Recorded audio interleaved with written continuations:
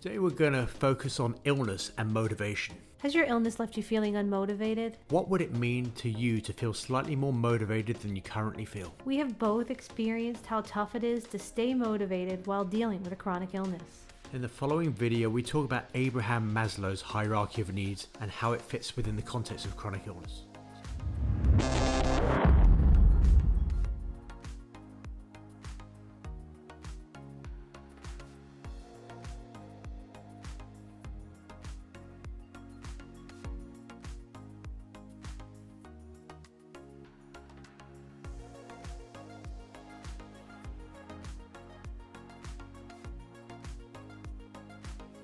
The emotional impact of chronic illness is one of the worst parts of it. Letting the wrong type of thoughts into your mind can trigger a downward spiral which can be very hard for you to get out of. Some of us may think that our life is over and that we have very little purpose. Others lament over the loss of activity and identity. Such thoughts can cause anxiety or depression and are hard to alleviate once they have their grip on you. Mental health issues often lead to further physical health setbacks. It takes significant levels of motivation to overcome these feelings and get yourself into a more positive mental place, especially when already dealing with a chronic medical condition. Motivation is a mental state which inspires change. It starts with finding that glimmer of hope and following through with action plans. Being motivated is the difference maker which can reverse a decline and set you back on an upward spiral. It's been commonly linked with improvements in physical and emotional health. One of the most famous motivation frameworks is Abraham Maslow's hierarchy of needs. In theory, Maslow suggests that we all have 5 levels of needs which motivate us. He illustrated these needs like a pyramid, starting at a base level and leading up to a 5th level on top. Maslow's hierarchy, the lowest levels of the pyramid are made up of the most basic needs, while the most complex needs are at the top of the pyramid.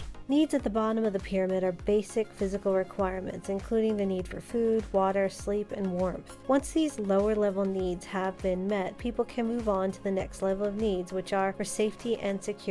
As people progress up the pyramid, needs become increasingly psychological and social. At this point, the need for love, friendship, and intimacy becomes important. Further up the pyramid, the need for personal esteem and feelings of accomplishment take priority.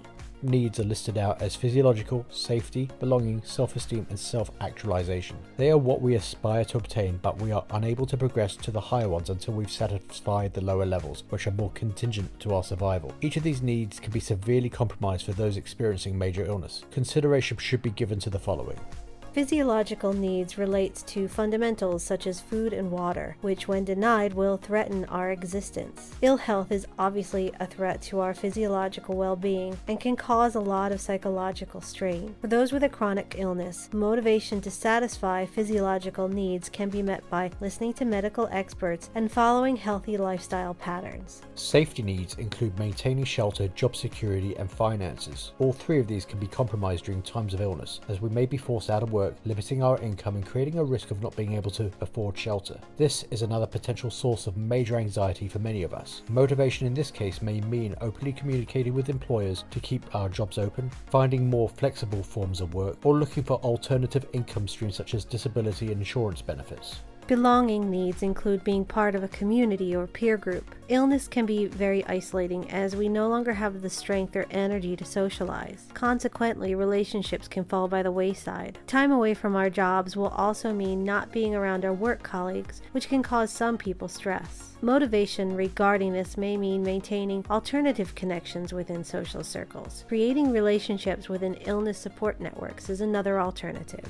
Self-esteem needs refer to the belief in one's own self-worth or value. This can also take a hit during illness, as we may not be able to perform the same tasks or achieve the same accomplishments in our diminished physical states. Within this context, motivation will mean finding things to help us feel good about ourselves again. This can include setting obtainable goals which we can achieve. Acquiring knowledge or new skills through study or online courses are alternative options.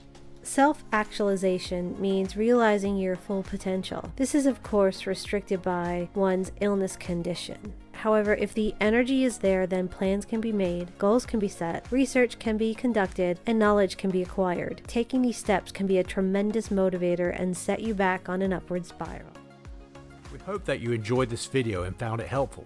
Did you like the ideas? Do you have any ideas of your own? Is there anything different which you would like to see us cover? If you like what you've heard, we ask you to support this channel by clicking the thumbs up on this video and hitting the subscribe button. Please also use the share button to pass this information around to anyone who may benefit from it. Check out the written blog version of this video by clicking the link below and visiting our website. You can also find us on Facebook, Instagram and Twitter under Empower Illness Coaching. To find out more about who we are, feel free to visit the video about our illness journey.